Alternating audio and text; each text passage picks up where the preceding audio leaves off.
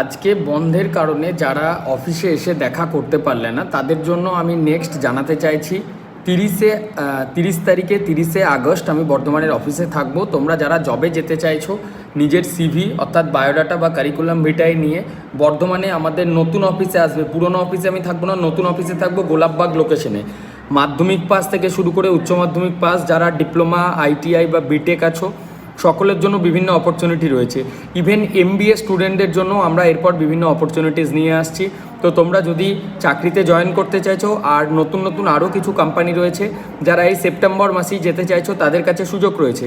আর যারা পুজোর পর যেতে চাও তারাও এখন থেকে এনরোল করে রাখতে পারো পরবর্তী পছন্দ অনুযায়ী একটা ভালো কোম্পানিতে প্লেসমেন্টের জন্য।